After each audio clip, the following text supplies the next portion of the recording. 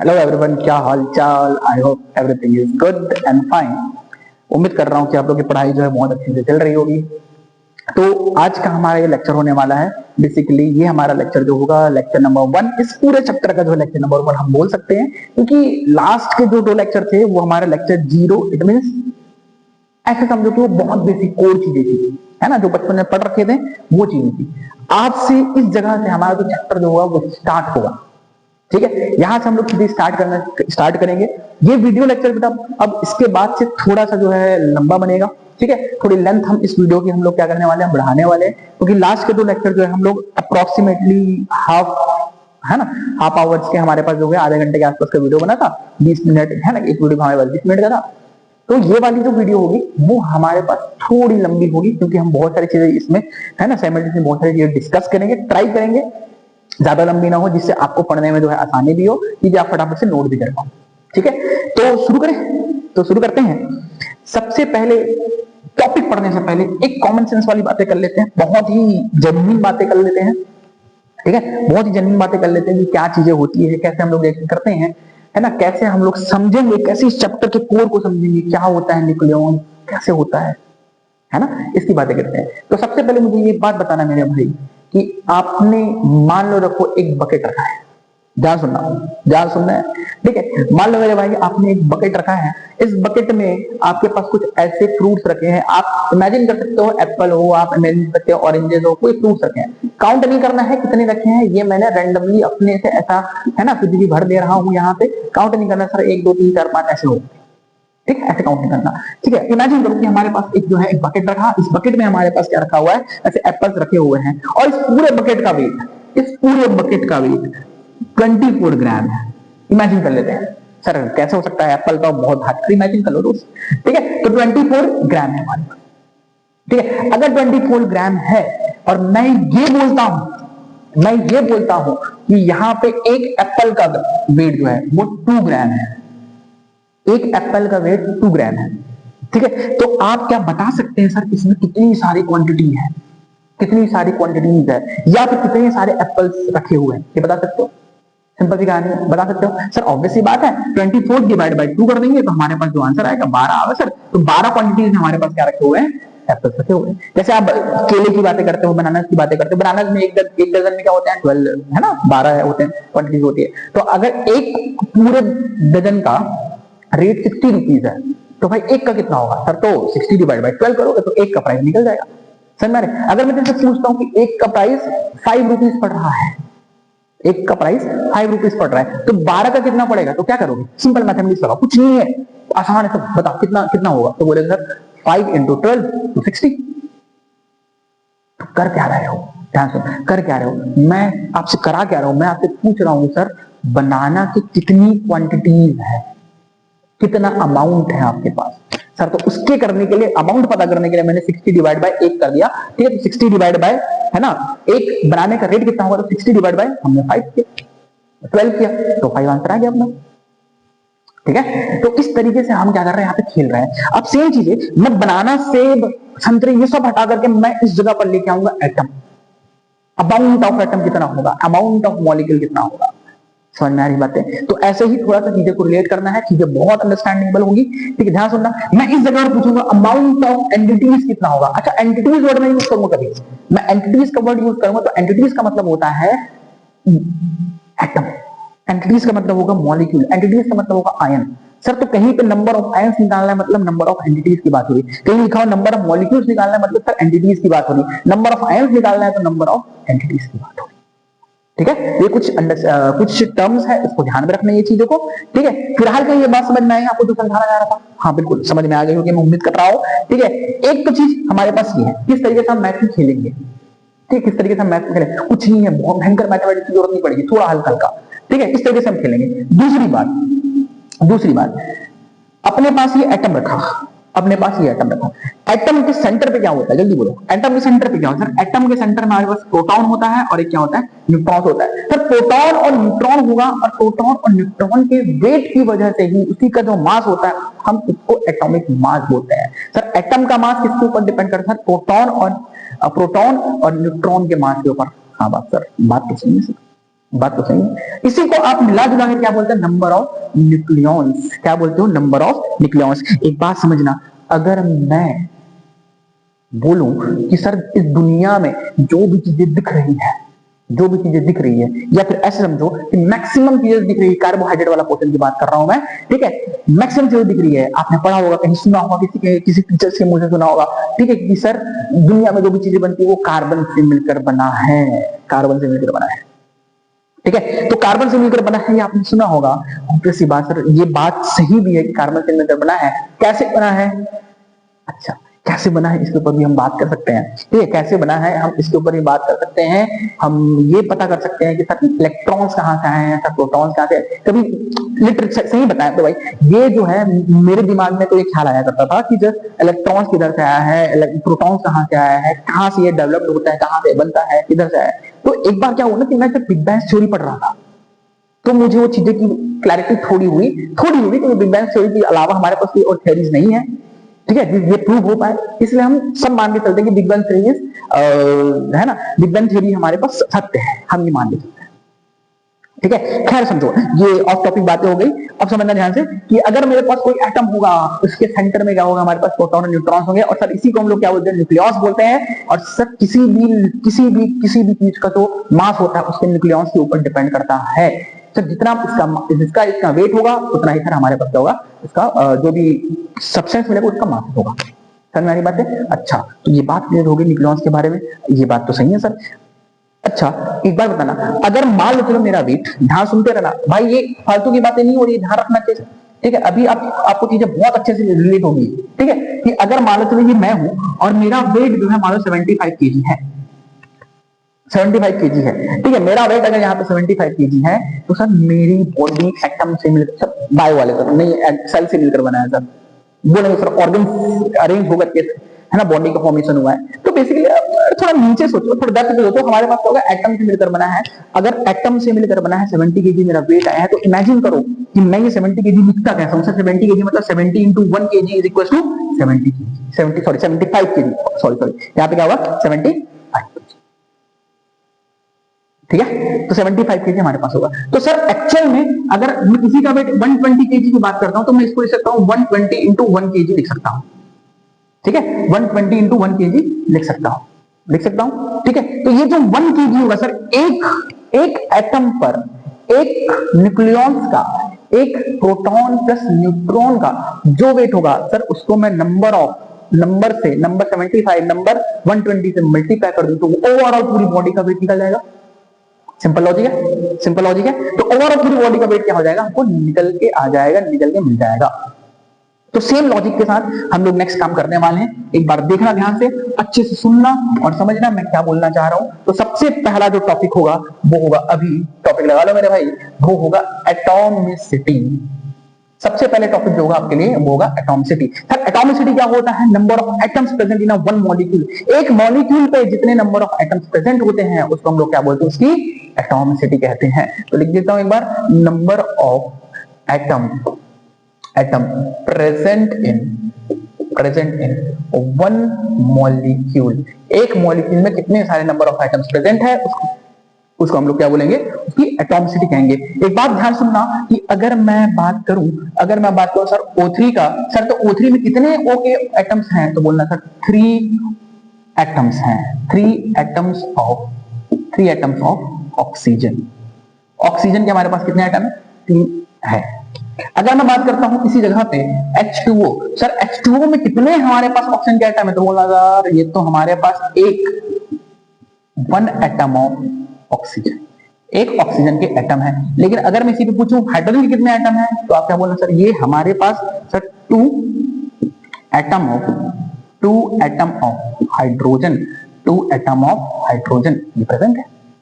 Simple सा चीज है, सिंपल सा, ठीक है, बड़ा आसान चीज है। सर इसको थोड़ा और बताओ क्या बताना चाह रहे हो। सर ये जो इसमें 3 एटम है तो इसको आप ट्राई एटॉमिक बोल सकते हो। क्या बोल सकते हो, ट्राई एटॉमिक। सर O2 को क्या बोलोगे, अगर मान लो चलो O2 की बात किया आपने, O2 सर तो ये बन जाएगा डाई एटॉमिक। कितने एटम है ऑक्सीजन के, सर ये होगा डाई एटॉमिक। ये टर्मिनोलॉजी से ध्यान रखना। ये हमारे पास क्या होगा, डाई एटॉमिक। सब 3 है, ट्राई एटॉमिक 4 होगा, टेट्रा एटॉमिक, पॉली एटॉमिक बोल सकते हो, बेसिकली 3 से ज्यादा को ठीक है, आप ऐसे नाम ले सकते हो। अच्छा सुनना, एक और तरीका होता है सर, डाई एटॉमिक में ये होमो है, होमो एटॉमिक है या हेटेरो एटॉमिक है, ऐसा भी पूछा जा सकता है।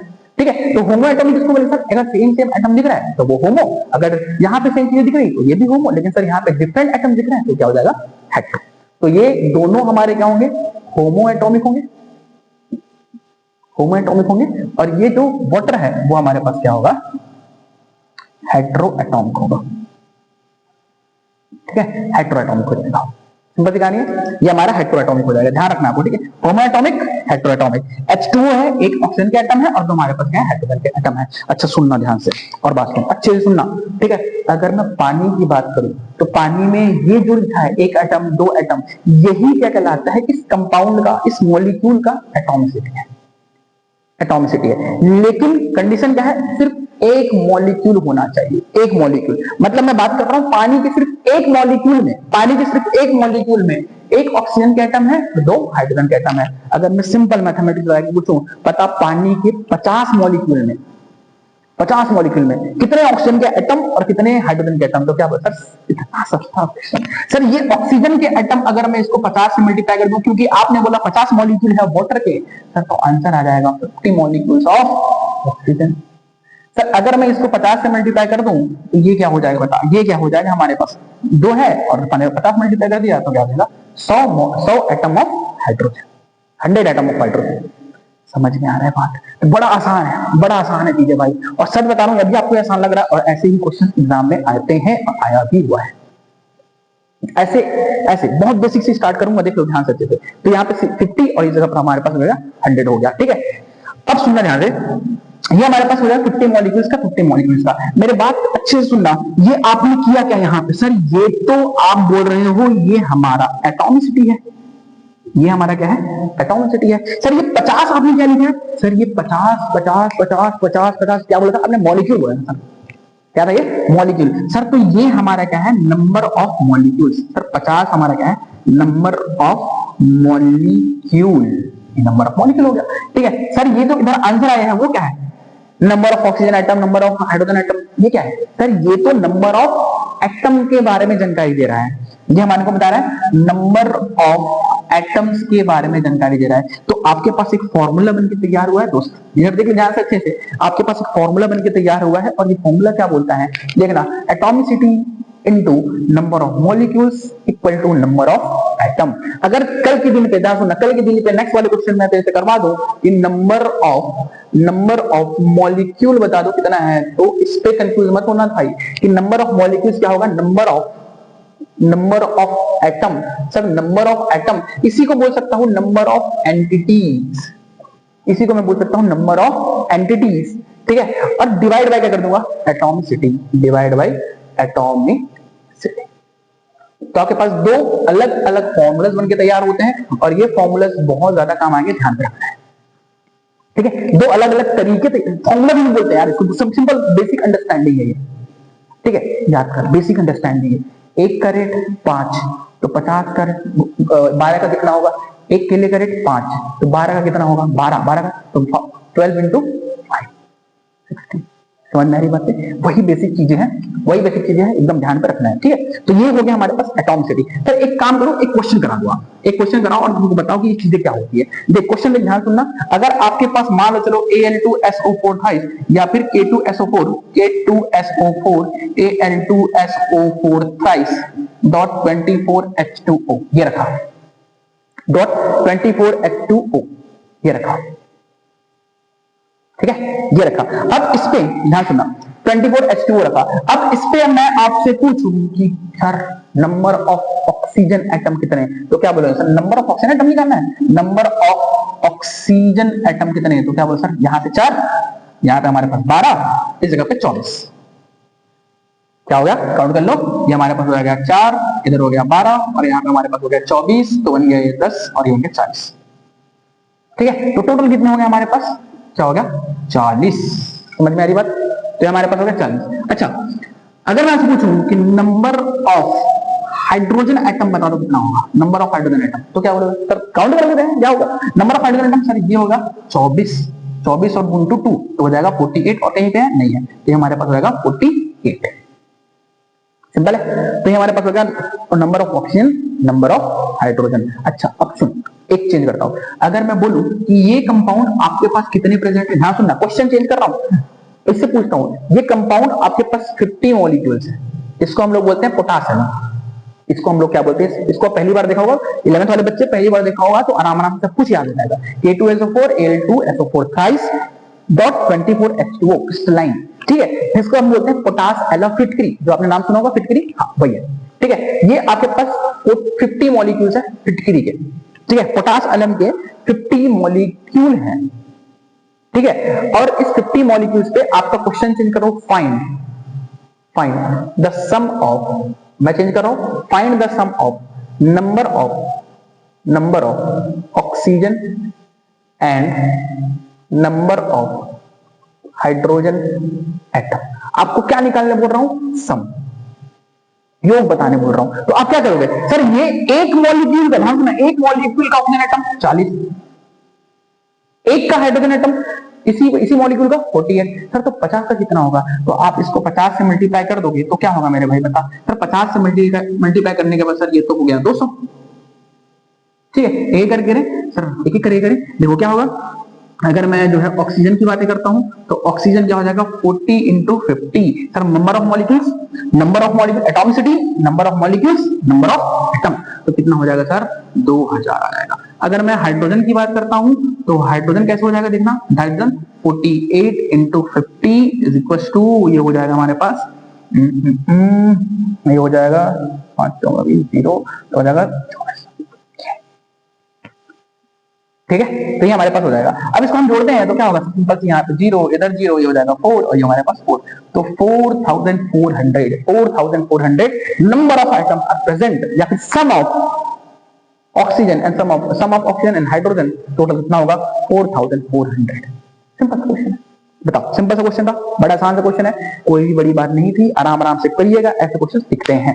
एक और क्वेश्चन कराता हूं, देखना ध्यान से, बड़ा आसान है ये भी क्वेश्चन, ठीक है, चीजों को समझना, अंडरस्टैंड करना, चीजों को अंडरस्टैंडिंग बढ़ाना, धीरे धीरे सीखना है चीजों को, ठीक है। देखो यहाँ पे नेक्स्ट अगर हम बात करते हैं क्वेश्चन नंबर 2 का, तो क्वेश्चन नंबर 2 में हमारे पास मान लो चलो एक है ऐसे 90,000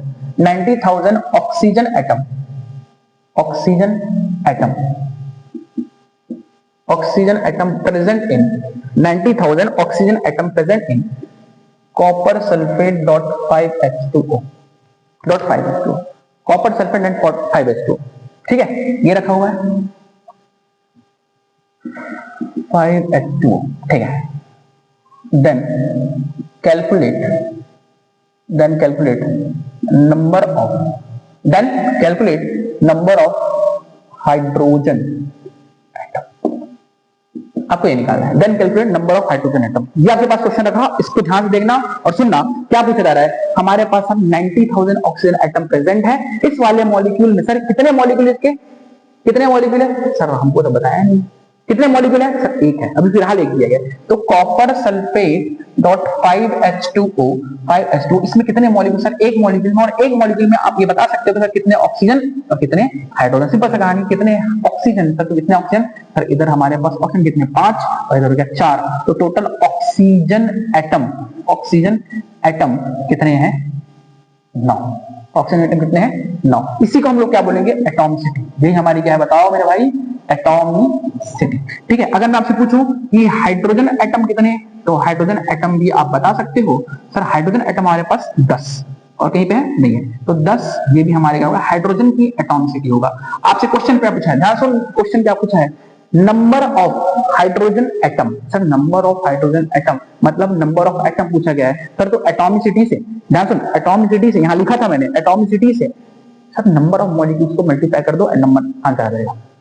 लेकिन मुद्दा ये है कि हमारे पास नंबर ऑफ मॉलिक्यूल है, ठीक है, कितने सारे नंबर ऑफ मॉलिक्यूल्स नहीं पता सर, अभी फिलहाल के लिए एक दिया है तो मैं एक से निकाल सकता हूं क्या, हाँ सर, नंबर ऑफ मॉलिक्यूल्स निकाल सकता हूं, क्या निकाल सकता हूं, नंबर ऑफ एटम दिया गया है, ऑक्सीजन का एटॉमिसिटी से डिवाइड कर दूंगा, आंसर आ जाएगा। तो देखो मेरे भाई, ऑक्सीजन की मैं बातें कर रहा हूं, ऑक्सीजन में नंबर ऑफ कितने दिए गए हैं, 90,000 डिवाइड बाय 9, सर तो ये चला जाएगा, तो ऐसा 10,000 बचेगा, ठीक है। तो हमारे पास 10,000 क्या रखा है, ऑक्सीजन के, सॉरी 10,000 हमारे पास क्या रखा है, कॉपर सल्फेट के मॉलिक्यूल्स रखा है, ये हमारे पास क्या है मॉलिक्यूल्स हैं, मॉलिक्यूल्स, इतने मॉलिक्यूल्स 10,000 मॉलिक्यूल्स हमारे पास रखे हुए हैं, 10,000 मॉलिक्यूल्स रखे हुए हैं। अच्छा 10,000 मॉलिक्यूल्स रखे हुए हैं सर, अब मेरे को मॉलिक्यूल्स मिल गया, एटॉमिसिटी से मल्टीप्लाई कर दूंगा, तो अब हाइड्रोजन की बातें करता हूं, तो ये क्या हो जाएगा 10 इंटू 10,000, तो हो जाएगा 1000, कितना होगा भाई 00045, तो बन जाएगा 5 लाख। ठीक है, तो इतने सारे 1 लाख हमारे पास क्या होंगे, हाइड्रोजन एटम प्रेजेंट होंगे इन अ 10,000 molecules of copper sulphate .5H2O पर। समझ में आ रही बात है, कंसेप्ट एकदम दिमाग में घुस रहा है, क्या बोल रहा हूं मैं, क्या चीजें समझ में आ रही है आपको, चीजें समझ में आ रही होगी भाई, हाँ आ रही होगी, उम्मीद कर रहा हूँ। ठीक है, बहुत चीजें क्लैरिटी के साथ बता रहा हूँ, ध्यान सुनना है, आराम आराम सीखना है चीजें, क्या ठीक है। तो ये हमारे पास क्या हो जाएगी, एटॉमिसिटी हो जाएगी। तो हमने अभी क्या सीखा, एटॉमिसिटी को मैंने जो है मॉलिक्यूल्स, नंबर ऑफ मॉलिक्यूल्स के टर्म में भी क्वेश्चन किया, और हमारे पास डायरेक्ट क्वेश्चन भी हमने किया नंबर ऑफ मॉलिक्यूल्स को मल्टीप्लाई करके। तो ये 2 क्वेश्चन से आपको अंडरस्टैंडिंग एटॉमिसिटी की बहुत अच्छी सी, बहुत तगड़ी लेवल की बन गई होगी। ठीक है, नेक्स्ट इसी पे थोड़ा सा आगे बढ़ते हैं और एक टॉपिक डिस्कस करते हैं, और वो टॉपिक बेहद ही ज्यादा इंपॉर्टेंट है। ठीक है, बेहद ही ज्यादा इंपॉर्टेंट है, हम उस टॉपिक का डिस्कशन करेंगे। ठीक है, और बहुत बेसिक्स है, और यही से आपका टॉपिक जो है आपके एनसीईआरटी में चीजें बढ़ती है और आगे बढ़ती है। ठीक है, सुनना है, और वो होता है एटॉमिक मास यूनिट, जिसको हम लोग शॉर्ट में लिखते हैं AMU, या फिर स्मॉल यू से भी रिप्रेजेंट कर सकते हो। तो ये हमारे पास नेक्स्ट टॉपिक चल रहा है, बहुत इंपॉर्टेंट इसलिए क्योंकि यहां से कंसेप्ट की क्लैरिटी बहुत होगी। सच बताऊं भाई, 3-4 वीडियो एकदम शिद्दत से देखना, एकदम शिद्दत दिमाग लगा के देखना। ठीक है, उससे चैप्टर पे बेस जो होगा बहुत स्ट्रांग हो जाएगा आपका। ठीक है, ध्यान सुनना। तो मेरे पास भाई एटॉमिक मास यूनिट जो होगा AMU, ठीक है, AMU, ये AMU को हम लोग मतलब एटॉमिक मास यूनिट को AMU से रिप्रेजेंट कर सकते हैं, या फिर U से भी डिफाइन कर सकते हैं। U मतलब यूनिफाइड मास, सिंपल सी कहानी है, देखना। अच्छा, अगर कोई डेफिनेशन पूछे भाई कि हमसे कोई डेफिनेशन बताओ क्या होता है, unified mass is basically unit. क्या है, यूनिट। जैसे आप लोग केजी की बात करते हो, जैसे आप ग्राम की बात करते हो, हम मिलीग्राम की बातें करते हो, तो वो सारे क्या है, यूनिट है सर। तो अच्छा यूनिट है, तो आपने यहां पे ग्राम क्यों बात नहीं किया, हमारे पास तो ऑलरेडी बहुत सारे यूनिट है सर, मिलीग्राम निकालने के लिए, नैनोग्राम्स निकालने के लिए, किलोग्राम, माइक्रोग्राम, है ना, हम बात करते हैं टन्स में बातें करते हैं, और आगे बढ़कर पाउंड में बातें करते हैं, हम क्विंटल्स में बातें करते हैं, इतने सारे यूनिट है सर, और क्यों यूनिट की जरूरत पड़ गई है, क्यों, इसलिए क्योंकि एटम्स और मॉलिक्यूल्स को ग्राम पे बातें करेंगे ना, तो वो बहुत ज्यादा क्वांटिटी होती है, बहुत ज्यादा क्वांटिटी होती है। ठीक है, हमारे लिए ग्राम बहुत छोटी है, लेकिन एटम्स के पॉइंट ऑफ व्यू से, मॉलिक्यूल्स के पॉइंट ऑफ व्यू से देखा जाए तो उसमें बहुत सारी चीजें होती है। मैं बताऊंगा अभी चीज क्या होता है। ठीक है, रिलेट कराऊंगा, देखना ध्यान से। फिलहाल मैं समझो एटॉमिक मास यूनिट एक बेसिकली एक यूनिट होगा, एक डिफाइंड यूनिट है, एक क्वांटिफाइड है ना, किसी क्वांटिटी को डिफाइन करने के लिए यूनिट डिफाइन किया गया है। ठीक है, तो अब क्या होगा, एटम्स और मॉलिक्यूल्स की क्वांटिटी डिफाइन करने के लिए हमने एक यूनिट सिंबल ग्रहण किया, जिसका नाम होगा यूनिफाइड मास यू। ठीक है, या फिर 1 AMU भी बोल सकते हो इसी को। ये क्या होता क्या है समझना, डेफिनेशन बाय डेफिनेशन जाए तो it defines 1 carbon 12 atom, 1/12 part of 1 carbon 12 atom is called unified mass। समझ नहीं आया, वापस इधर देखिए सर, 1/12 part of कार्बन, या फिर ऐसे लिखो 1 atom of कार्बन 12। सर ये कार्बन 12 क्या है, कार्बन 12 मेरे भाई आइसोटॉप है, कार्बन 12 आइसोटॉप है। जैसे मैंने कार्बन 12 लिखा था, कार्बन 14 लिखा था, कार्बन 14 की, अच्छा अब दिमाग में ये भी आएगा सर, कार्बन 14 क्यों लेते हैं, कार्बन 12 इसलिए लेते हैं क्योंकि ये स्टेबल कॉन्फ़िगरेशन रखता है, ये स्टेबल होता है, स्टेबल। लेकिन कार्बन 14 अनस्टेबल नहीं होता, वो रेडियो एक्टिव सब्सटेंस रखता है, रेडियो एक्टिव नेचर रखता है, जिसकी वजह से क्या होता है ना, रेडियो एक्टिव डिके होने लगता है। बाद में पढ़ोगे, आएगा समझ में। रेडियो एक्टिव डिके का मतलब क्या होता है कि मान ये हमारे पास कार्बन से मिलकर बना है, ठीक है, तो कार्बन से मिलकर बना है, तो अगर ये डिके होने लगेगा, खत्म होने लगेगा धीरे धीरे समय के साथ। ठीक है, तो आज मैंने देखा ये पूरा है, लेकिन कल के दिन में देखा तो ये आधा हो गया, परसों देखा तो ये और कम हो गया। ठीक है, तो ये ऐसे होते होते समय के साथ खत्म हो जाएगा। लेकिन हमारे पास लकड़ियां है, कल देखें तो वैसे ही दिख रहा है, परसों देखें तो भी ऐसे दिख, इसको आके कल देखूंगा तो भी ऐसे दिखेगा, 10 साल बाद देखूंगा तो भी ऐसे ही दिखेगा, चेंज तो होगा नहीं। ठीक है, तो सब के सब स्टेबल होते हैं, स्टेबल कॉन्फ़िगरेशन रखते हैं, इसीलिए हम लोग कार्बन 12 लेते हैं, ना कि कार्बन 14। ध्यान रखना, जरूरी नहीं है पर ध्यान रखना। ठीक है, चलो खैर, तो 1u इज इक्वल टू क्या होगा, 1/12 part of 1 atom of carbon 12, 1 atom बोला है, 1 एटम, ठीक है, 1 एटम ऑफ कार्बन 12। अच्छा सर, 1 एटम ऑफ कार्बन 12 का मतलब क्या होगा, 1/12 ऑफ, सर कार्बन 12, कार्बन 12 के अंदर कितने न्यूक्लियॉन, झूठ बोल, कार्बन कार्बन कार्बन कार्बन के अंदर कितने न्यूक्लियॉन, सर कार्बन के अंदर nucleon, atomic mass, sir nucleon बोला था, number of protons plus number of neutrons, कितने, number of protons sir 6, number of neutrons sir 12, atomic mass 12, तो 12 माइनस 6 कितना हो जाएगा 6, तो sir number of nucleons are also 6, sir तो 6 + 6 हमारे पास कितना होगा 12, तो इसका मतलब इस कार्बन 12 में कितने न्यूक्लियॉन्स है, सर 12 न्यूक्लियॉन्स है, 12 न्यूक्लियॉन्स। अगर मैं इस 12 न्यूक्लियॉन्स को 1 nucleons 1 mass of 1 nucleons,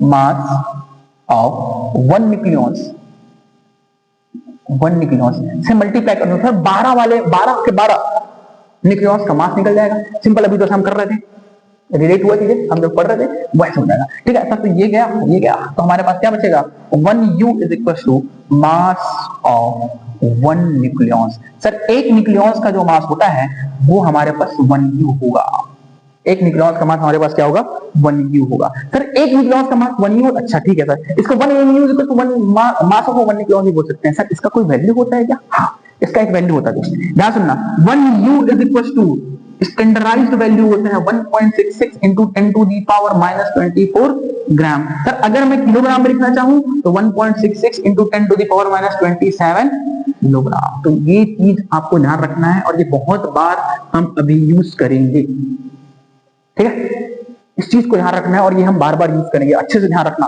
bar bar use करेंगे इसका, ठीक है। तो ये होगा हमारे पास डेटा, इसको याद रखना, 1 न्यूक्लियॉन्स का जो मास होगा सर 1.66 into 10⁻24 ग्राम, क्लियर हुई बात। तो ये हमारे पास होता है 1 AMU का वैल्यू, ठीक है, सिंपल सी कहानी है।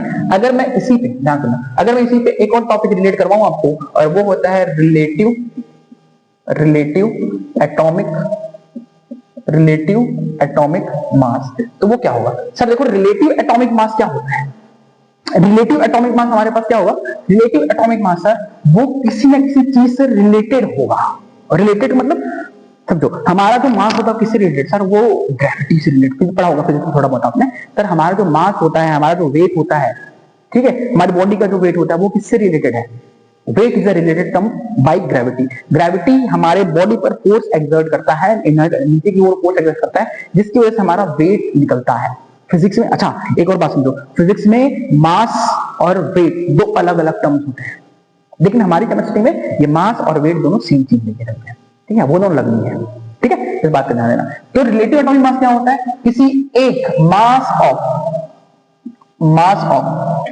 अ सब्सटेंस, हम इसको क्या कहते हैं, मास ऑफ अ सब्सटेंस, किसी भी एटम का mass of a atom of that substance, आप कोई भी मास किसी का भी ले सकते हो, mass of atom of that substance, किसी भी सब्सटेंस का मास का जो रेशियो होगा वो होगा 1/12 मास of 1 carbon atom, mass of 1 carbon 12 mass of 1 carbon. अच्छा सर सुनो, एक सेकंड, आप कहेंगे मास ऑफ 1 कार्बन, सर इधर मास ऑफ 1 कार्बन, सर ये दोनों तो सेम है। अच्छा मतलब मैं इसके नीचे 1u भी लिख सकता हूं, हाँ लिख सकता हूं, कोई दिक्कत नहीं, लिख सकते हो। क्या होगा, mass of atom of that substance, जो सब्सटेंस ले रहे हो उसका मास का रेशियो क्या होगा 1/12 of mass of 1 carbon atom. अच्छा सुनना, अगर आप कोई भी एटम ले रहे हो जिसका मुझे नहीं पता कौन सा एटम लिया, आपने हाइड्रोजन लिया, आपने हीलियम लिया, आपने कौन सा एटम मुझे नहीं पता, ठीक है, मैं इमेजिन करता हूं कि अगर आपने जो भी लिया है उसका टोटल न्यूक्लियॉन्स क्या होगा, सर उसका टोटल न्यूक्लियॉन्स ऐसे कर सकते हो, mass of total nucleons into mass of 1 nucleons, ये तो मैं कर सकता हूं। सर उसका जो टोटल वेट होगा, मास होगा, किसके ऊपर डिपेंड करता है, न्यूक्लियॉन्स के ऊपर, तो mass of total nucleons into mass of 1 nucleons, 1 से टोटल को मल्टीप्लाई करने तो टोटल का मास को निकल जाएगा, ऑब्वियस सी बात है। नीचे में क्या है हमारे पास, नीचे में 1/12 into mass of 1 nucleons, 1 nucleons हमारे पास कितना होगा, 12 है, तो 12 into mass of mass of one nucleus. Sir ये देख के ना एक चीज समझ में आ रही है, देखो सर वन न्यूक्लियस और वन न्यूक्लियस तो गया सर, ये 12 और ये 12 गया, तो मुझे पास बचा क्या सर, ये बचा है मास ऑफ टोटल न्यूक्लियस, ठीक है, या फिर मास ऑफ न्यूक्लियस ऐसा भी बोल सकते हो, है ना। आपके पास बचा क्या सर, ये बचा है मास ऑफ न्यूक्लियस या फिर टोटल न्यूक्लियस, ठीक है। आप कर सकते हो टोटल न्यूक्लियस ऐसे, मास नहीं सॉरी, टोटल न्यूक्लियस ऐसे करो, टोटल न्यूक्लियस, मास करने से अलग, इधर भी मास कैसे होगा, number total nucleus into mass of one nucleus, तो टोटल न्यूक्लियस बच गए। अच्छा सर वन या फिर RAM का मतलब क्या होता है, relative atomic mass, it means total nucleus. अच्छा टोटल न्यूक्लियस, तो ये टोटल न्यूक्लियस होगा। RAM रिलेटिव एटॉमिक मास है टोटल न्यूक्लियस, और टोटल न्यूक्लियस का मतलब क्या होता है, number of proton plus number of neutrons. तो सर इसका मतलब रिलेटिव एटॉमिक मास का मतलब क्या होगा, number of proton plus number of neutrons का सम, ये हमारा क्या होता है रिलेटिव एटॉमिक मास। अच्छा सर ये सब टर्म तो आपने सिखा दिया, एक टर्म ये सबने आप सिखा दिया कि ये चीजें होती है ना, AMU होता है हमारे पास, RAM होता है relative atomic mass, number of protons और नंबर ऑफ न्यूट्रॉन्स के बराबर होता है। लेकिन एक बात मुझे समझ में आ रही है, आप जो एटॉमिक मास बोलते हो, आप जो एटॉमिक मास बोलते हो, जैसे हमारे पास मान लो चलो ये 1H1 ये हुआ, सर ये जो 1 लिखा है ये हमारा एटॉमिक मास है, 1 हमारा एटॉमिक मास है। तो ये 1 एटॉमिक मास क्या बताता है सर, ये 1 एटॉमिक मास क्या बताता है, number of proton plus number of electrons का सम ही बता रहा होता है, ठीक है, दोनों का क्या बता रहा होता है, सम बता रहा होता है। सर अगर आपको ध्यान सुनो, अगर आपको ये वैल्यू निकालना होगा, लेकिन ये आपको किसमें निकलता है, ये आपका वैल्यू जो निकलता है ग्राम पे। ध्यान सुनना, ये आपका जो है A है एटॉमिक मास है, लेकिन एटॉमिक मास किसमें होगा, ग्राम में। ध्यान सुनना, बहुत इंपॉर्टेंट, बहुत इंपॉर्टेंट, ठीक है। मैं इस पर जोर क्यों दे रहा हूं पता है, जोर इसलिए दे रहा हूं क्योंकि कल के टाइम पे मैं तुमसे क्वेश्चन करवाऊंगा, और क्वेश्चन कराते हुए आपसे गलती करवाऊंगा जानबूझ करके कि आप देखो यू से कन्वर्ट करना है ग्राम को कन्वर्ट करना है, ठीक है, ध्यान रखना है। तो ये एटॉमिक मास ही होता है लेकिन ग्राम पे होता है।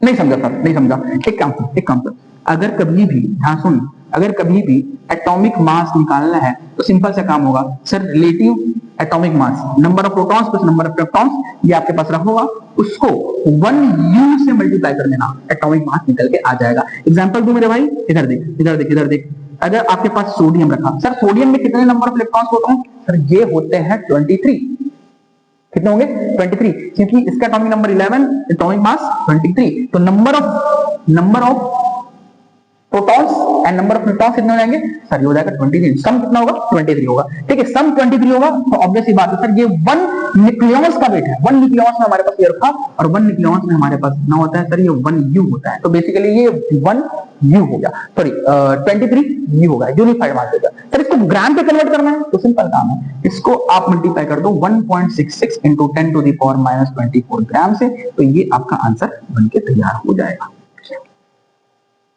ठीक है। तो ये आपका एक्चुअल एटॉमिक मास है, एक्चुअल एटॉमिक मास है। अच्छा अगर आपको कभी सुनना, अगर आपको कभी मेरे भाई नाइट्रोजन मिले, ठीक है, तो नाइट्रोजन मिले या फिर हाइड्रोजन मिले या फिर नाइट्रोजन मिले, तो आप इसका एटॉमिक नंबर 7 कर हो जाएगा 14, तो क्या आएगा 14 into 1.66 into 10 to the power minus 24 gram.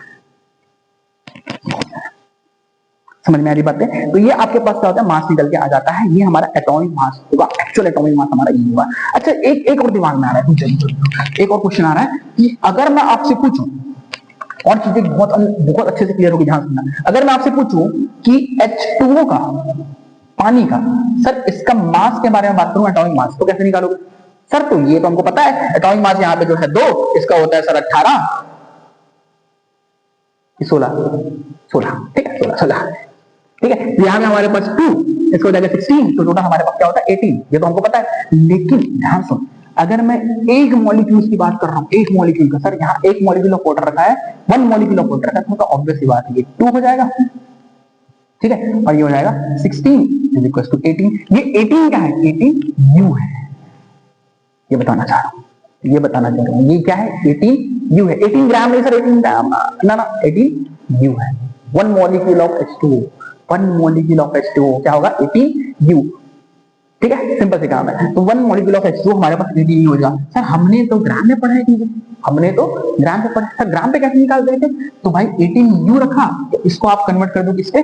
ग्राम में। तो 18 into 1.66 into 10 to the power minus 24। अब देखना कैसे कन्वर्ट कर रहा हूँ, 1 इंटू 24 ग्राम, ग्राम में कन्वर्ट हो जाएगा। जब 18 into 1.66 into 10 to the power, ठीक है, इंटू 10 टू 24, इसको आप जब मल्टीप्लाई करते हो तो आपके पास लमसम डेटा आता है, मुझे याद है ना, लमसम डेटा आता है 29.88 ऐसा कुछ, 29.88। एक बार कैलकुलेट करके देखना, एक बार कैलकुलेट करके देखना, ठीक है, इतना ही डेटा आएगा हमारे पास 29.88 into 10 to the power, into 10 to the power 24, 10 to the power 24। अगर आप इसको थोड़ा और अच्छे से लिखना चाहते हो, देखना अच्छे से, थोड़ा और लिखना चाहते हो तो क्या होगा, 2, ठीक है, 2.988 इंटू 10 टू दी पावर 23 ग्राम, ये आ जाएगा। ठीक है, ये आ जाएगा। अब सुनना, ये हमारे पास जो डेटा आया है, ये हमारे पास जो डेटा आया है 2.988 into 10 to the power 23 shift कर दिया हमने, है ना, फ्रैक्शन में खेल गया थोड़ा सा, तो हमारे पास 23 ग्राम ही आएगा। अब इस 23 ग्राम को ध्यान सुनना, ये 23 ग्राम किसका है? 23 ग्राम किसका है? सर 23 ग्राम ये जो दिया है एक मॉलिक्यूल ऑफ वाटर का है। नहीं सर, नहीं, गलत जा रहा है, गलत सर, गलत पढ़ा रहे हो सर, कि यहाँ पे देखो सर 2.988 इंटू 10⁻23, सर ये तो हमने कहीं देखा ही नहीं, कहीं पढ़ा ही नहीं। ठीक है, H2 हमारे पास ये रखा, 1 मॉलिक्यूल का देखा, तो मेरे भाई ध्यान सुनना, आप हमने तो 18 ग्राम पढ़ रखा है, तो 18 ग्राम जो है ना वो है एक मोल का वैल्यू, एक मोल का वैल्यू। देखा ध्यान से, अगर मैं इसको एक मोल से 2.88 into 10 to the power minus 23 gram into क्या कर देता हूं 6.022 इंटू 10 टू दी पावर 23 से मल्टीप्लाई कर देता हूं। सर ये है क्या चीज? ये जो है इसको हम लोग बोलते हैं एवोगैड्रो नंबर। अभी हम लोग पढ़ेंगे, 11th वाले बच्चे लोग पढ़ोगे भी थोड़ी देर में, ठीक है। बाकी जो 12th वाले होंगे या फिर जो है जो टॉपर होंगे उनको ये पता होगा Na क्या होता है। सर ये हमारा एवोगैड्रो नंबर होता है। अगर मैं इसको और इसको मल्टीप्लाई कर दूं, ये तो खत्म यार, ये खत्म, टाटा बाय बाय। ठीक है, तो हमारे पास ये और ये हम लोग कर दें तो हमारे पास 17.99 है ना, 99 और कुछ हमारे पास ग्राम आता है, तो हम उसको बोल सकते हैं 18 ग्राम। अब हमारे पास एग्जैक्ट क्या आता है? 18 ग्राम आंसर आता है, जो कि पानी का मोलर मास होता है। एक मोल पानी का, ध्यान सुनना, ये जिसका है 1 मोल वाटर मॉलिक्यूल्स का जो वेट आया है, जो मोलर मास आया है, वो है 18 ग्राम। अगर एक मॉलिक्यूल्स की बात करोगे तो मेरा भाई कितना आएगा? समझ में आई चीजें? बड़ा सब कॉम्प्लिकेटेड हो गया है। आराम से धीरे धीरे अब्सॉर्ब करो, धीरे धीरे समझो क्या हो रहा है। ठीक है, तो ये हमारे पास एक मोल की बात हुआ 18 ग्राम। एक मॉलिक्यूल्स की बात करेंगे तो हमारे पास ये क्वेश्चन होगा। ठीक है, ये कहां से आया सर? ये समझ में नहीं आया, अभी आ जाएगा धीरे धीरे, अभी मोल पढ़ाऊंगा समझ में आएगा। इसको हम मोल कंसेप्ट में पढ़ेंगे, मोल कंसेप्ट। ठीक है, तो ये सारी की सारी चीजें आपको समझ में आई होगी। बिल्कुल सर, चीजें बहुत अच्छे से मैंने क्लियर कर दिया है, एक बार ध्यान रखना। ठीक है, चीजों को नोट करते चलना, सबको अच्छे से नोट करना, कोई दिक्कत नहीं होगी भाई। ठीक है, नेक्स्ट इसी पे ध्यान सुनना। अगर हम बातें करें, ये तो हमारे पास क्या होगा, सिंपल से कैलकुलेशन कर लिया अपन ने। अगर हम बातें करते हैं सर ये आया कहां से, ये आया कहां से, तो इसके लिए हम लोग तरीका लगा देते हैं, और वो होता है मोल। सर मोल का मतलब क्या होता है? Amount of substance. मोल का मतलब क्या होता है? Amount of substance. ठीक है, मोल हमारे पास क्या होता है? अमाउंट ऑफ सब्सटेंस होता है। मोल अमाउंट ऑफ सब्सटेंस होता है, और वो सब्सटेंस क्या होता है ना सर? वो सब्सटेंस हमारे पास एटम भी हो सकता है, वो सब्सटेंस हमारे पास क्या हो सकता है? मॉलिक्यूल भी हो सकता है, वो सब्सटेंस हमारा आयन भी हो सकता है। ठीक है, तो amount of substance present atom, molecule, ion in 1 mole. So amount of substance present in atom and molecules, ठीक है, present in exactly, आप बोल सकते हो present in exactly 12 gram of carbon 12 atom, 12 gram of carbon 12 atom, ऐसा। हाँ सही बोला मैंने, ठीक है। अमाउंट ऑफ सब्सटेंस प्रेजेंट, और प्रेजेंट कौन सा हो सकता है? Atom, molecule, ion, present in exactly 12 gram of carbon 12 atom, या फिर किलोग्राम की बात करोगे तो 0.012 किलोग्राम ऐसा हो जाएगा। 12 ग्राम ऑफ कार्बन एटम, मतलब ये बात समझो, ये कुछ ऐसा बोला जा रहा है, ये कुछ ऐसा बोला जा रहा है कि एक पिज्जा का स्लाइस रखा आपके पास, एक पिज्जा रखा, इस पिज्जे को आपने बराबर बराबर हिस्से में 12 हिस्से में कट कर दिया, इस 12 हिस्से में जितने एटम्स प्रेजेंट है, ठीक है, जितने एटम्स मॉलिक्यूल्स प्रेजेंट है वो हमारे क्या होंगे, एक मोल के रहेगा। सिंपल सा कहानी, ठीक है। अच्छा और थोड़ा सा कहानी समझो, और कहानी समझो, अगर आपके पास कुछ ऐसे ऑप्शन है, ऐसे ऐसे हमारे पास एटम्स रखे हैं, ये सारे एटम्स रखे हैं, मैंने बताया था स्टार्टिंग में शुरू करते ही मैंने यही शुरू किया था, ये हमारे पास एटम्स है, किसके होंगे, कार्बन के। सर तो कार्बन के हमारे पास ये सारे एटम है, और इस कार्बन के पूरे का मान तो हमारे पास क्या था, 12 ग्राम।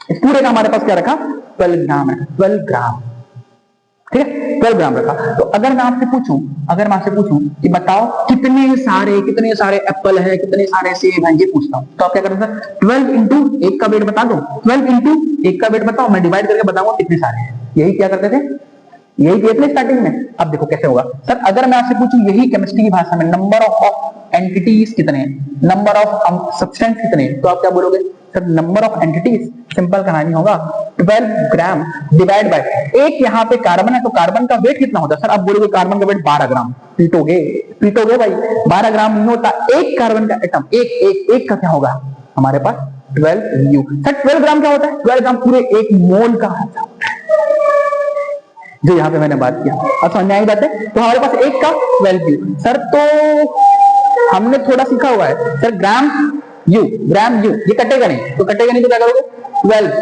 ग्राम, इसको कन्वर्ट करोगे 12 into 1.66 into 10 to the power -24। अब हो गया, तो ग्राम से ग्राम निपटा दो, 12 और 12 गया, तो हमारे पास बचा क्या, 1.66 इंटू 10 टू दी पावर -24, ठीक है, 24। और यही जो डेटा होता है, इसको जब सॉल्व करोगे, इधर लिख देता हूं भाई, इसको जब सॉल्व करोगे तो 1.66 इंटू 10 टू द पावर -24, जब इसको पूरा सॉल्व करोगे आप, तो आपका आंसर जो आएगा वो आएगा 6.022 इंटू 10 टू द पावर 23। इसीलिए यहाँ पे कोई यूनिट नहीं होता, तो इसीलिए हम इसको Na से रिप्रेजेंट करते हैं। ये पूरा का पूरा क्या होता है, हमारा यूनिट लेस क्वांटिटी होती है। और इसी भाई साहब को आप एक और नाम जानते हो, वो होता है एवोगैड्रो। इसको हम लोग बोलते हैं एवोगैड्रो नंबर, एवोगैड्रो साहब ने, ठीक है, सर ने ये डिफाइन किया था, इसलिए हम इसको क्या बोलते हैं, एवोगैड्रो नंबर कहते हैं। तो हमारे पास ये नंबर आता है। अच्छा, इस बात को ना मैं बहुत बार यूज करूंगा, इस चीज को मैं बहुत बार यूज करूंगा, ठीक है, बहुत बार यूज करूंगा, ध्यान रखना है। 1/1.66 into 10 to the power -24 into कर दूंगा 6.022 इंटू 10 टू द पावर 23 से, काम का आंसर क्या आएगा 1, या 1 अपॉन, इसको मैं करूंगा तो आंसर ये आ रहा है, इसको मल्टीप्लाई करूंगा तो आंसर ये आएगा।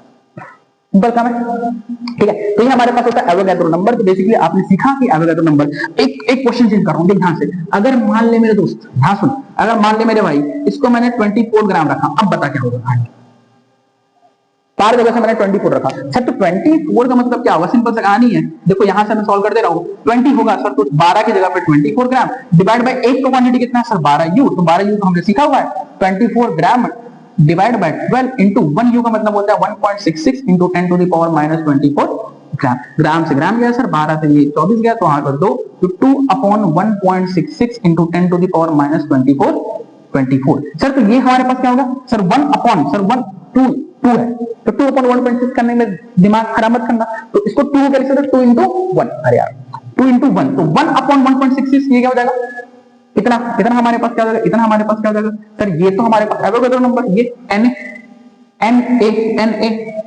ठीक है, तो सर 2 है, तो इसका आंसर क्या जाएगा 2Na। समझ में आया, ठीक है। तो बड़ा आसान है, बड़ा सिंपल सी चीज है, ठीक है, बड़ा आसान है, बड़ा सिंपल सी चीजें है, ध्यान रखना, ठीक है, ध्यान पे बहुत अच्छे से लगा के रखना, क्या बोल रहा हूं मैं, क्या समझाना चाह रहा हूं, ठीक है, अच्छे सुनना। नेक्स्ट अभी बहुत सारी चीजें पढ़नी है दोस्त, अभी बहुत सारी चीजें पढ़नी है, टेंशन नहीं लेना है, आराम से सीखना क्या होता है। अगर मैं, मेरे भाई, अगर मैं इसी चीज पर मैं कैल्शियम की जगह पे कुछ और देता, सॉरी कार्बन की जगह पे मैं कैल्शियम देता, तो फिर कैसे निकालते, काउंट करो। अगर मैं पूरा इसी जगह पर, ध्यान सुनना, पूरा ऐसे डब्बे बना के गिनने मतलब नहीं यार, ठीक है, गिनने मतलब ना, तो अगर मैं 40 ग्राम देता, सॉरी ऐसे करता हूँ, कैल्शियम देता, और कैल्शियम का ये एक एटम है, ये कैल्शियम के एटम्स है, कैल्शियम का पूरा बकेट भरा हुआ है, ठीक है। अब की बार इसका वेट जो है 40 ग्राम है, अब की बार इसका वेट जो है 40 ग्राम है, ठीक है 40 ग्राम है। मैं पूछता बताओ नंबर ऑफ एंटिटीज बताओ, तो क्या बोलते हैं नंबर ऑफ एंटिटीज ही तो बतानी है। देख लो वापस से, नंबर ऑफ एंटिटीज ही तो बतानी है, तो क्या होगा 40 ग्राम डिवाइड बाय एक कैल्शियम। अच्छा कैल्शियम का वेट कितना होता है, कैल्शियम का वेट कितना होता है, मैं जानना चाहता हूं कैल्शियम का वेट कितना होता है सर। कैल्शियम का weight sir atomic number 20, atomic mass 40 sir, तो ये हो जाएगा 40 सर, 40 ग्राम ना 40 यू, इसको कन्वर्ट करोगे तो 40 ग्राम डिवाइड हो जाएगा 40 into 1.66 into 10 to the power minus 24 gram sir. तो 40 गया, ग्राम से ग्राम गया, तो हमारे पास आ जाएगा 1.66 into 10 to the power minus 24, और ये हो जाता है हमारे पास Na के बराबर आता है। तो नंबर ऑफ एंटिटीज इसमें क्या आ जाएगा हमारा, यानी एवोगैड्रो नंबर आ जाएगा। सिंपल सी कहानी है, ठीक है सिंपल सी कहानी है। तो एक बात आपको समझ लेंगे सर, हम कैलकुलेट कर सकते हैं एवोगैड्रो नंबर, हम कैलकुलेट कर सकते हैं एवोगैड्रो नंबर। एक कहानी सिखा रहा हूं ध्यान सुनना, एक कहानी सिखा रहा हूं ध्यान सुनना, एक कहानी सिखा रहा हूं। अगर ये मैं हूं, अगर ये मैं हूं, मेरा वेट 75 केजी है, 75 केजी है, ये रोहन है, ये रोहन है, ठीक है रोहन है, इनका वेट जो है 65 केजी है, इनका वेट 65 केजी, ठीक है। तो इसको लिखने का तरीका क्या बताया था, 75 इंटू 1 केजी सर, 1 केजी से मल्टीप्लाई, इसको भी 1 केजी से मल्टीप्लाई करोगे तो 65 इज नंबर, ठीक है नंबर। तो अगर मैं इनका भी वेट एज्यूम करता हूं 75 केजी, 75 केजी मानता हूं, तो बताना इस आदमी में मतलब मेरे में जितने नंबर ऑफ न्यूक्लियॉन्स होंगे, क्योंकि मास किसके ऊपर होता है एटम का, तो एटम मॉलिक्यूल्स का मास होता है उसके नंबर ऑफ न्यूक्लियॉन्स के ऊपर। तो इस आदमी के जितने न्यूक्लियॉन्स होंगे, इस आदमी पे जितने न्यूक्लियॉन्स होंगे सर उतने ही न्यूक्लियॉन्स यहां भी होंगे, क्योंकि दोनों के मासेस क्या है सेम है, चाहे वो आदमी जैसा भी हो, चाहे वो आदमी जैसा भी हो सकता है ये थोड़े से पतले हो सकता है ये थोड़े से मोटे हो, है ना, ये थोड़े से पतले हो, ये थोड़े से मोटे हो, ये कुछ भी हो सकता है, लेकिन अगर इन दोनों का वेट सेम है, इन दोनों का वेट सेम है, तो ऑब्वियस सी बात है, ये बात एकदम क्लियर है सर कि इनमें नंबर ऑफ न्यूक्लियॉन्स आपस में क्या होंगे, सेम होंगे। मतलब मैं ये बोलना चाह रहा हूं कि देखो भाई अगर एलिमेंट डिफरेंट हुआ लेकिन मासेस आर सेम, तो it means number of nucleons are also same, ठीक है। अच्छा ये समझ नहीं आया सर, एक बार बताओ एग्जांपल बताओ, एग्जांपल बता दे तो ज्यादा अच्छा लगता है ना। तो देख भाई इधर देख, अच्छे से समझ, एग्जांपल भी दे रहे हैं अच्छे से समझना, ठीक है। अगर मेरे पास एक बकेट रखा, अगर मेरे पास एक दूसरा बकेट रखा है, मैं ये बोलना चाह रहा हूं कि ये हमारा कार्बन है, और मैं ये बोलना चाह रहा हूं कि ये हमारा क्या है, नाइट्रोजन है। ये हमारा कार्बन है और दूसरा हमारे पास क्या रखा है, नाइट्रोजन रखा है। तो सिंपल सा काम बताना मुझे, सिंपल सा काम, अगर मैं यहां से नंबर ऑफ एंटिटीज निकालना चाहूं, है ना, नंबर ऑफ एंटिटीज बोले तो नंबर ऑफ कार्बन निकालना चाहूं तो कैसे निकालेगा सर, कार्बन पे देखो नंबर ऑफ एंटिटीज बोले तो number of carbon is equal हो जाएगा, सर कितने हैं ये बताओ तो पहले, कितने हैं तो पहले ये बताओ। इसका मान लो चलो 240 ग्राम, इसका भी मान लो 240 ग्राम। अब बताना सर, तो टोटल वेट हमारे पास दिया गया है 240 ग्राम, सर कार्बन का वेट जो होता है वो 12U, और 12U के बारे में आप मेजर करके दिया हुआ है, तो 240 divide by 12 into 1.66 into 10 to the power minus 24 gram, simple, ठीक है। तो ग्राम से ग्राम हमारा गया, ग्राम से ग्राम हमारा गया। तो अब इसको हम सॉल्व करते हैं, इसको हम लोग क्या करते हैं, सॉल्व करते हैं। तो ये 12 1 जा 12 2 जा, तो हमारे पास 20 divide by 1.66 into 10 to the power minus 24 gram. Sir 1 upon 1.66 it means 20 Na, इतना आएगा हमारे पास आंसर 20 Na, ठीक 20 Na। इधर सॉल्व करता हूं, देखना Na वाले को मैं यहां पे सॉल्व कर रहा हूं, यहां पे सॉल्व कर रहा हूं, ठीक है। तो नंबर ऑफ नाइट्रोजन कैलकुलेट करता हूं सर, तो अभी भी दिया कितना है 240 ग्राम डिवाइड बाय, सर इसका नाइट्रोजन का मास कितना होता है, सर नाइट्रोजन का मास 14, तो हो जाएगा 14U। 14U कैसे लिखते हैं, 240 gram divide by 14 into 1.66 into 10 to the power minus 24 gram, gram से ग्राम गया, ठीक है। ये हो जाएगा 24 divide by 40, sir 1 upon 1.66 it means Na,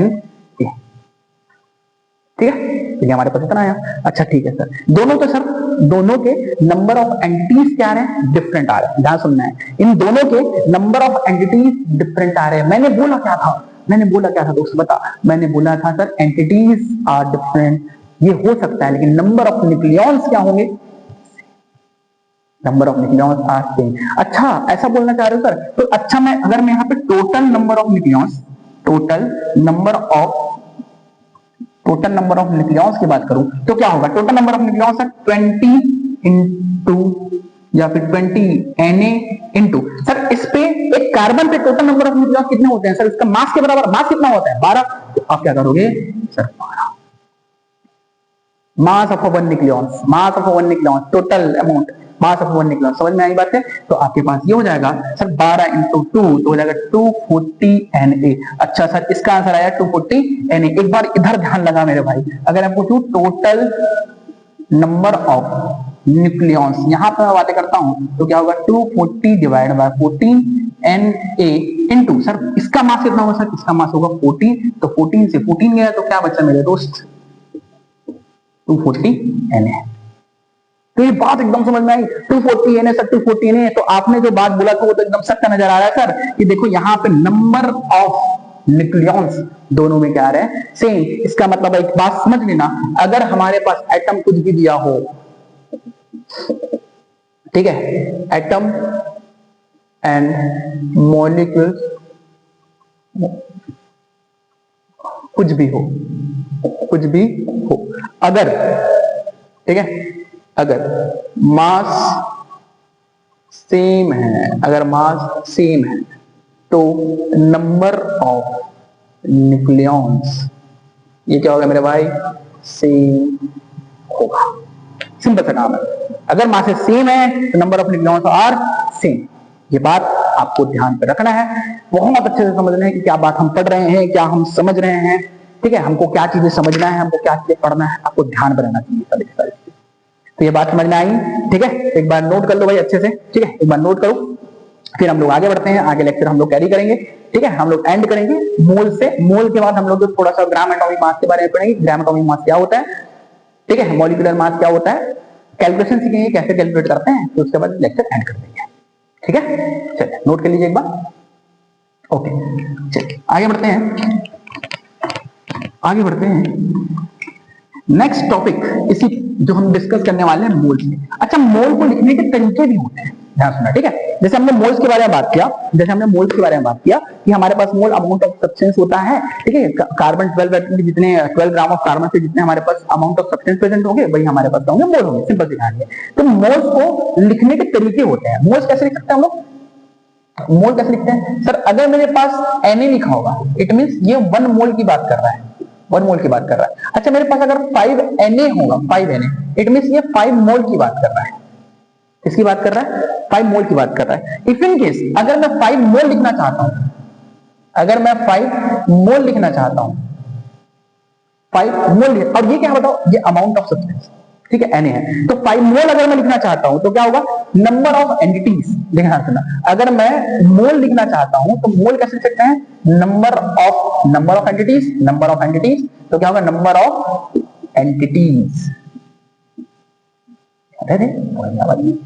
number of entities, ऐसे होगा, डिवाइड बाय क्या हो जाएगा Na।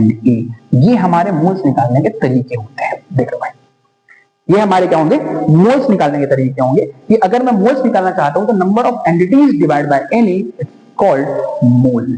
ये हमारे मोल्स निकालने के तरीके, बड़ा आसान सी चीज है, ध्यान रखना है आपको कैसे कैसे होता है, ठीक है। बाकी आप सारी चीज निकाल सकते हैं। अगर एक आपको मैं मान लो चलो क्वेश्चन रिलेट करवाता हूं, ध्यान सुनना, एक क्वेश्चन रिलेट करवाता हूं, कहां से रिलेट कराऊंगा, कि मान लो चलो आपके पास एक क्वेश्चन रखा है कैल्शियम कार्बोनेट का, ध्यान सुनना, एक आपके पास O3 एटम है या फिर कैल्शियम कार्बोनेट है, फाइंड आउट, क्वेश्चन लिखो, find out the number of atom present in a calcium carbonate, 2.5 mole of calcium carbonate है। क्वेश्चन ले लेता हूं मैं, प्रेजेंट फाइंड, क्वेश्चन कर लेते हैं, क्वेश्चन ठीक है, find number of atom present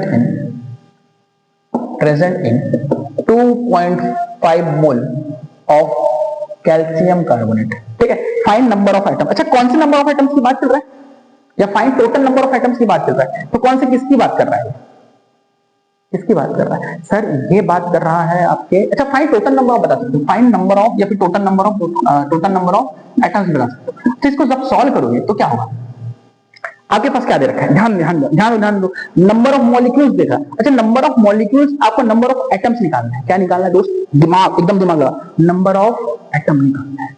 अच्छा, number of atom, number of atom निकालना है, कैसे निकालते हैं number of atom sir, atomicity और मॉलिक्यूल, एटॉमिसिटी और मॉलिक्यूल, इन दोनों को मल्टीप्लाई करके क्या निकालते हैं, नंबर ऑफ एटम। सर तो मेरे पास अगर कैल्शियम कार्बोनेट दिया हुआ है तो मेरे से कोई पूछे कि कैल्शियम की एटॉमिसिटी कितनी है, तो क्या बोला सर, कैल्शियम की एटॉमिसिटी 1 है। अगर मेरे से कोई पूछे कार्बन की एटॉमिसिटी कितनी है, तो आप बोलना सर ये 1 है। अगर मेरे से कोई पूछे सर ऑक्सीजन की एटॉमिसिटी कितनी है, तो बोलना 3 है सर। तो एटॉमिसिटी तो मुझे पता ही है, ठीक है। सर एक काम करो, नंबर ऑफ मॉलिक्यूल्स बता दो, नंबर ऑफ मॉलिक्यूल्स बताओ। तो नंबर ऑफ मॉलिक्यूल्स कैसे निकालते हैं सर, नंबर ऑफ मॉलिक्यूल्स हम लोग कैसे निकालते हैं, अब समझना। अगर मेरे पास 2.5 मोल दिया है, 2.5 मोल दिया है, ठीक है, 2.5 दिया गया है। इस 2.5 में अगर मैं Na का मल्टीप्लाई कर दूं, Na क्या है सर, एवोगाड्रो नंबर। Na क्या है, एक एवोगाड्रो नंबर। एक मोल में कितने सारे अमाउंट मॉलिक्यूल्स एटम प्रेजेंट है, उसकी बात कर रहे हैं। तो अगर एक में इतना है तो Na मतलब कितने सारे प्रेजेंट है, तो मैं तो निकाल सकता हूं ना, वही वाली रेट, एक के लेकर रेट 5 होगा तो 10 का कितना पता, 12 का कितना, सिंपल से कहानी। तो अगर मैं इतना निकाल दूं तो ये क्या हो जाएगा, 2.5 Na हो जाएगा। दिमाग में कैलकुलेशन करने मत बैठ जाना, ठीक है, 2.5 Na हो जाएगा। तो नंबर ऑफ मॉलिक्यूल्स कितने होंगे सर, 2.5 Na। तो अगर मैं आपसे पूछूं कि नंबर ऑफ एटम्स कितने होंगे, तो क्या बोलो सर, नंबर ऑफ एटम्स ही निकालना है ना। तो मॉलिक्यूल्स मेरे पास आए 2.5 Na और एटॉमिसिटी बता दो कितना है, तो मैं एटॉमिसिटी देख के बताऊं, किसका निकाला था बताओ, atomicity, number of atom, calcium atom present की बात करता हूं। तो कैल्शियम एटम में हमारे पास क्या होगा, 1। तो 1 से मल्टीप्लाई करके ये निकल जाएगा। अगर मैं बात करता हूं नंबर ऑफ एटम्स, इसकी बात कर लेता हूं, कैल्शियम की बात किया तो ये है। अगर मैं जो है कार्बन की बातें करता हूं तो कार्बन की भी क्या होता है, 2.5 Na into 1, तो ये आंसर आ जाता, ठीक है, कैलकुलेट करना भाई। ऑक्सीजन की बातें करते हो तो 2.5 Na into 3, इस तरीके से आ जाता। सॉल्व करना कितना आएगा हमारे पास आंसर, ठीक है, आप कैलकुलेट करके देखना। तो इतना हम लोग इस तरीके से सोच सकते हैं, इस तरीके से कैलकुलेट कर सकते हैं। समझ में आ रही बात, समझ में आया, ठीक है। अच्छा अब इसी चीज पर ध्यान सुनना, इसी चीज पर एक और चीज मैं थोड़ा सा जिक्र करना चाहूंगा इस चीज के बारे में, अच्छे से देखना, ठीक है। अगर आपसे कोई पूछे, इसी चीज पे कोई पूछे, तो Na हमारे पास नंबर ऑफ मॉलिक्यूल्स कितने प्रेजेंट है, नंबर ऑफ मॉलिक्यूल्स कितने प्रेजेंट है, और पूछेगा नंबर ऑफ प्रोटॉन्स कितने हैं, इसी क्वेश्चन पे पूछे कि नंबर ऑफ इलेक्ट्रॉन्स कितने हैं, इसी क्वेश्चन पे पूछे कि नंबर ऑफ न्यूट्रॉन्स कितने हैं, तो आप कैसे कैलकुलेट करोगे, ये भी सिखाते हैं। चलो कि अगर हमारे पास कैल्शियम रखा तो ऑब्वियसली बात है, कैल्शियम के पास प्रोटॉन कितने होंगे, 20 होंगे। कार्बन के पास प्रोटॉन कितने होंगे सर, कार्बन के पास प्रोटॉन हमारे पास 6 होंगे। ऑक्सीजन के पास जो प्रोटॉन होंगे वो कितने होंगे, कितने प्रोटॉन होंगे, ऑक्सीजन के पास जो प्रोटॉन होंगे वो हमारे पास सब, एक ऑक्सीजन पे हमारे पास 8 होता है, तो 3 हो गया, तो 8 या 24, तो हमारे पास 24 प्रोटॉन, ठीक है, 24 प्रोटॉन होगा। तो आप इसको जब कैलकुलेट करें तो 30 और 30 हमारे पास 50, तो 50 हमारा आंसर आ जाएगा।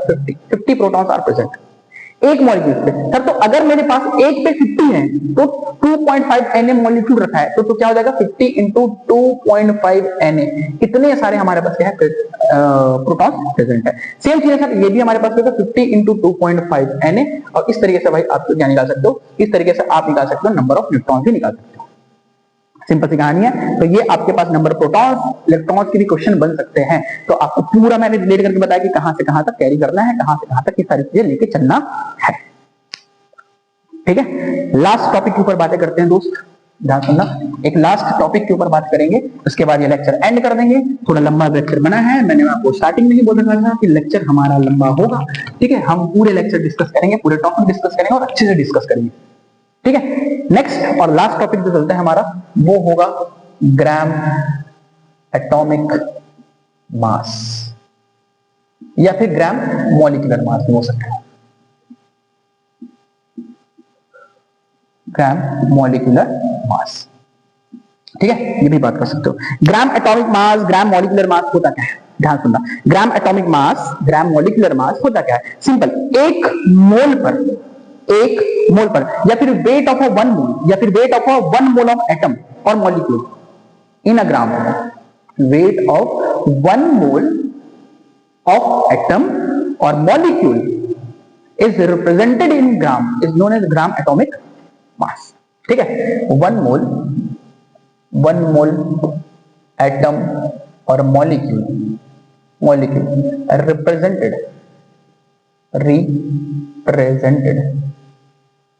Represented in gram is known as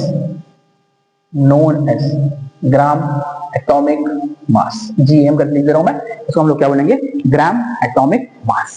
बड़ा सिंपल सा कहानी है। ग्राम एटॉमिक मास क्या होता है सर, एक मोल में जितने एटम और मॉलिक्यूल्स प्रेजेंट होते हैं, अगर उसको ग्राम से रिप्रेजेंट करेंगे तो उसको हम क्या बोलेंगे, ग्राम एटॉमिक मास या फिर ग्राम मॉलिक्यूलर मास। बड़ा सिंपल सा कहानी है, सिंपल चीज है, ठीक है, बहुत सिंपल सी चीज है। तो ध्यान रखना ये चीजें कैसे होती है। अगर मैं आपसे पूछूं, ध्यान सुनना, mass of one atom, one carbon atom, तो आप क्या बोलोगे, mass of one carbon atom, ये क्या होता है, mass of one carbon atom क्या होता है, जल्दी बोलो जल्दी बोलो जल्दी बोलो, ये क्या होता है। तो आप क्या बोलोगे सर, मास ऑफ, अच्छा सुनो, अगर सुन ले भाई, सुन ले, mass of one carbon atom. अगर मैं आपसे पूछूं तो आप क्या बोलोगे sir, mass of one carbon atom. Sir ये तो आपने बताया था 12 होता है, 12, और सर यू होता है या जी, सर ये तो यू होता है। लेकिन अगर मैं पूछूं कि सर ये ग्राम में कन्वर्ट करना है, इसी को ग्राम पे लिखना है, तो 12 इंटू 1.66 इंटू 10⁻24 ग्राम। तो ये आपके पास हो जाएगा ग्राम एटॉमिक मास। ये आपका क्या हो जाएगा, ग्राम एटॉमिक मास। अगर इसी पे आप एक मोल की बात करते हो, सर ये हमारा किसका है, एक एटम की बात है। अगर आप एक मोल की बात करते हो, 1 मोल ऑफ कार्बन की बात करते हो, सर तो आपने तो बताया था, जैसे पानी वाला केस लिया था 18U और 18 ग्राम वाला, वैसे ही सर तो ये हो जाएगा हमारे पास 12 ग्राम। और ये जो ग्राम रिप्रेजेंटेशन है, इसी को हम बोलते हैं ग्राम एटॉमिक मास। कैसे आया होगा, समझ में आया कैसे आया होगा, इन दोनों को जब मल्टीप्लाई करोगे तो कुछ वैल्यू आएगा, फिर उसको आप Na से मल्टीप्लाई करोगे तो आपके पास ये आ जाएगा, ठीक है। तो ये हमारे पास ग्राम एटॉमिक मास होता है। इसी तरीके से हमारे पास मॉलिक्यूलर मास भी होता है, इसी तरीके से हमारे पास क्या होता है, ग्राम मॉलिक्यूलर मास होता है। अच्छा, मॉलिक्यूलर मास से एक कहानी ध्यान रखना है, मॉलिक्यूलर मास से एक कहानी आपको ध्यान रखना है, और वो कहानी क्या है सर, कभी भी आपको मोल्स निकालना है, कभी भी आपको मोल्स निकालना है, तो मोल्स निकालने का बड़े सुंदर सा क्या होता है, हमारे पास फॉर्मूला होता है सर, जो भी मास दिया होगा, गिवन मास ऑफ सब्सटेंस, जिस सब्सटेंस का हमको मास दिया गया होगा, ठीक है, उसके मोलर मास से, उसके मोलर मास से हम क्या कर देंगे, डिवाइड कर देंगे, तो हमको क्या मिल जाता है, मोल्स मिल जाता है। अपने को क्या मिल जाएगा, मोल्स मिल जाएगा। इस बात का बड़ा ध्यान रखना है आपको, बहुत इंपॉर्टेंट, बहुत इंपॉर्टेंट, बहुत बार यूज होगा। सर मोलर मास कैसे निकालते हैं, जैसे आपने पानी का निकाला था, जैसे आपने पानी का निकाला, जैसे H2 हमारे पास होता, आपने बोला 216, ये आपके पास होगा 18। सर ये 18 जो होगा हमारे पास क्या होगा, मोलर मास होगा, but without a unit. Molar है, मोल है, मोल में यूनिट होता है, नहीं होता, विथआउट। समझ में आ रही बात, ठीक है। ग्राम लगा sir, 18 gram, gram atomic mass, gram molecular mass, but molar mass without unit. समझ में आ रही बात। तो हमारे पास आएगा moles given mass of substance divide by the molar mass. ये एक फॉर्मूला, ये एक डेफिनेशन बनकर तैयार होता है। अगर मैं आपसे एक क्वेश्चन पूछ दूं मेरे भाई, अगर मैं आपसे क्वेश्चन पूछूं कि मान लो चलो आपके पास नंबर ऑफ मॉलिक्यूल्स प्रेजेंट है, अगर आपके पास मान लो चलो सोडियम हाइड्रोक्साइड प्रेजेंट है, कितने सोडियम हाइड्रोक्साइड, और इफ फाइंड मोल्स, आपको मोल्स फाइंड करना है 40 ग्राम ऑफ सोडियम हाइड्रोक्साइड, कितने मोल्स है, तो कैसे निकालोगे सर, मोल्स निकालना है, मोल्स निकालना है, तो मोल्स कैसे निकलता है, given mass divided molar mass. तो गिवन मास हमारे पास 40 ग्राम दिया गया है, सर मोलर मास कितना होगा, सर वो तो हमारा 40 होगा, तो 40 डिवाइड बाय 1 ग्राम, ठीक है। अच्छा ये नीचे दिए गए हैं वो मोल्स, मोलर बोला गया है, ध्यान सुनो, मोल्स दिया है तो इसको मोल से भी रिप्रेजेंट कर सकते हैं, ऐसे यूनिट प्लेस में बोल सकते हैं, पर ठीक है, इसको मोल्स बोल देना। तो क्या हो जाएगा, 40 होगा, तो हमारे पास हो जाएगा ग्राम पर मोल, 1 ग्राम पर मोल, ये आंसर आ जाएगा, 1 ग्राम पर मोल Na। तो बेसिकली बहुत सिंपल सा डेफिनेशन है, बहुत सिंपल से तरीके हैं, ध्यान पे रखना है, कैसे होता है, कब होता है, क्यों होता है, सब बता दिया मैंने, ठीक है। तो ये हमारे पास कहानी होती है। तो हमने ग्राम एटॉमिक मास, मोलर मास, ये सब चीज पढ़ रखा है भाई। आज का क्लास हम लोग जो है थोड़ा है ना लेंथी हो गया है, थोड़ा सा जो है हम लोग टाइम ड्यूरेशन बढ़ा रखे हैं।